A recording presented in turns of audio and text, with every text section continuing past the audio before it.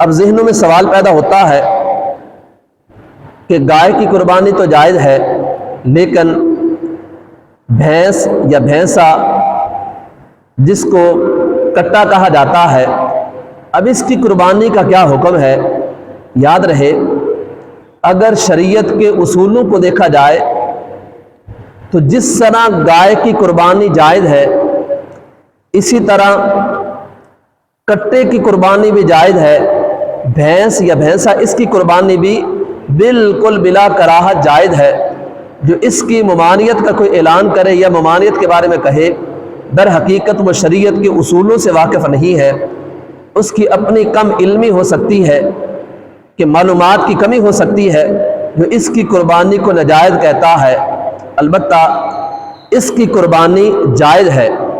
اب قرآن کریم برہان رشید میں جہاں پہ قربانی کے جانوروں کے بارے میں بیان کیا گیا، اور حدیث طیبہ کے اندر قربانی کے جانوروں کو جو اصول بیان کیے گئے ہیں، اگر ان کو دیکھا جائے تو بہیمۃ الانعام جانوروں کی قربانی جائز ہے، اور تمام کا متفقہ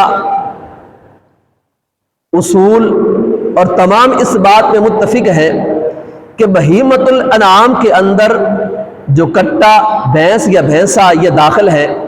جس طرح گائے کی قربانی جائز ہے، اسی طرح اس کی قربانی بھی بلا کراہت جائز ہے۔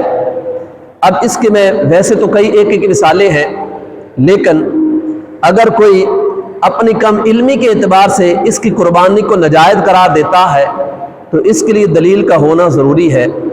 اب جس طرح میں نے گزارش کی کہ بہیمۃ الانعام کی قربانی جائز ہے، تو اس کے اندر یہ کٹا بھی داخل ہے، بھینس یا بھینسا یہ بھی داخل ہے۔ اور دوسرا، جو قربانی کے جانور ہیں، اب ان کے حوالے سے اگر عربی لغت کے اعتبار سے دیکھا جائے تو عربی لغت کے اندر الجاموس کا لفظ آیا ہے۔ جاموس کسے کہا جاتا ہے؟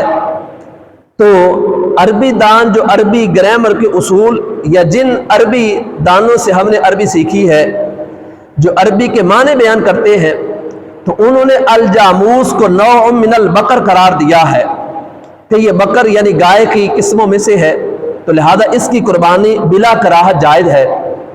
اہل سنت کے نزدیک تو اس کی جائز ہی جائز ہے، باقی اور بھی اس کو جائز مانتے ہیں۔ ہاں البتہ اگر کوئی اس کے ناجائز ہونے کی دلیل دیتا ہے تو اس کی اپنی کم علمی ہو سکتی ہے۔